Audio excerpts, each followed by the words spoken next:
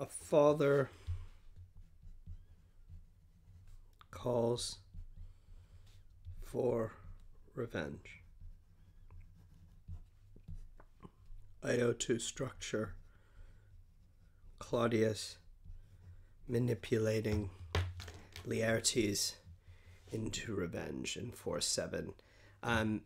We go back in time a little bit and no, is it back in time? Sorry, hold on. Yes, it's pre-funeral. Claudius is convincing Laertes what he would do, basically. Was your father dear to you, or are you like the painting of sorrow? Painting. Remember what Hamlet says, seems. No, I don't know seems. I am. Are you just faking it? Are you faking it? What are you asking me this? Not that I don't think you loved your father, but I know that love is begun by time, and that I see in passages of proof time qualifies the spark and fire of it. There lives within the very flame of love a kind of wick or snuff that will abate it.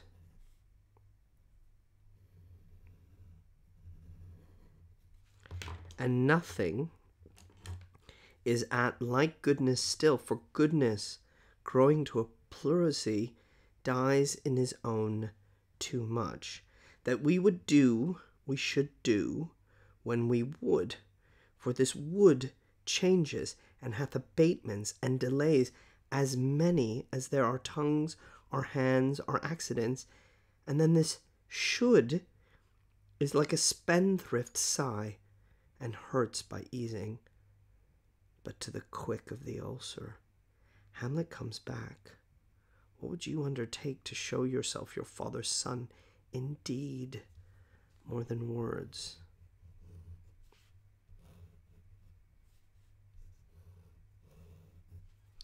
Hamlet's return. What will you do?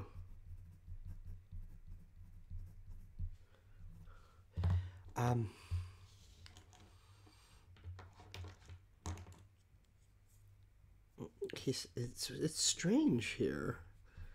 Is he talking about delay? And you're gonna do it, and you should do it, but you don't? It's really interesting. I don't know. I'd have to put more pressure on that. The imagery is brutal now. Okay, let's not. I would cut his throat in the church. I mean, straight out sin. That's a hard sin. It's premeditated. It's murder, and in a sanctified place. Nowhere should sanctuarize murder. But look, because revenge should have no bounds. Oh, irony. Oh, dreadful, dreadful irony. But good, Laertes, will you do this? Keep close within your chamber. Hamlet returned, shall know you are come home. Will put on those, shall praise your excellent, and set a double varnish on the fame the Frenchman gave you. Bring you in fine together, and wager on your heads. This is sword fighting. He's got a rep. So that with ease, or with little shuffling, trickery, you may choose a sword unabated, and in a pass of practice requite him for your father. Requite him, revenge him. I'll do it. And for that purpose, I'll anoint my sword. I bought an unction, a poison off of a kind of cellar. Mountebank is kind of like a trickster cellar. Poison.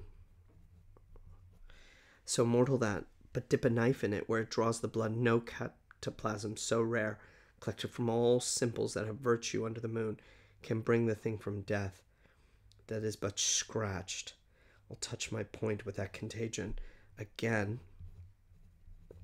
mirrors, poison. Again, poison. Let's further think about this.